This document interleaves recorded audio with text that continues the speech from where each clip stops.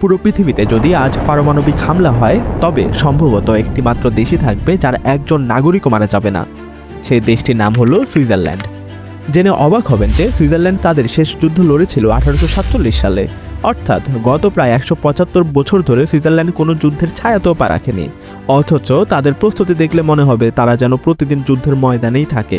সুইজারল্যান্ডের নিয়ম হলো যদি কেউ সেখানে বাড়ি কেনে তবে সরকার সেই বাড়ির নিচে একটি বাংকার বানিয়ে দেয়। এর পেছনে একটি ঐতিহাসিক কারণ আছে বটে। দ্বিতীয় বিশ্বযুদ্ধের সময় যখন আমেরিকা এবং সোভিয়েত ইউনিয়নের মধ্যে ভয়ঙ্কর লড়াই চলছিল তখন সুইজারল্যান্ড ছিল ঠিক মাঝখানে।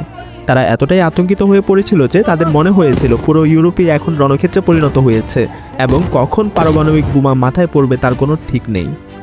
এরপর 1963 সালে সুইজারল্যান্ড সরকার একটি সিভিল ডিফেন্স ল পাশ করে। এই আইন অনুযায়ী প্রতিটি বাড়ি, apartment, school, museum, college, office, এমনকি হাসপাতালের নিচেও বাংকার বানানো বাধ্যতামূলক করা হয়। আপনি শুনলে চমকে যাবেন, সুইজারল্যান্ডের আল্পস পর্বতমালার কোনো পাহাড় যদি মাঝখান থেকে কাটা হয় তবে তার গভীরে শুধু টানেল আর বিশাল সব অস্ত্রের গুদাম চোখে পড়বে। তাদের প্রস্তুতি অন্য লেভেলের।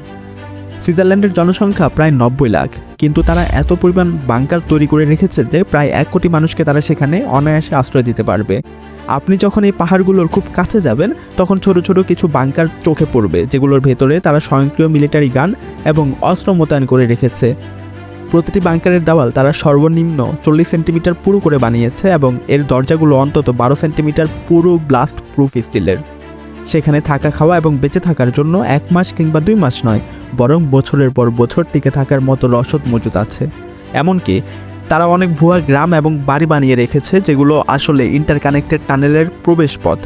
অর্থাৎ প্রস্তুতি এমন পর্যায়ের যে যদি পৃথিবীতে কোনো মহাপ্রলয় বা অ্যাপোক্যালিপসিও চলে আসে তবে সুইজারল্যান্ড হবে সেই দেশ যার মানুষ শেষ পর্যন্ত বেঁচে থাকবে।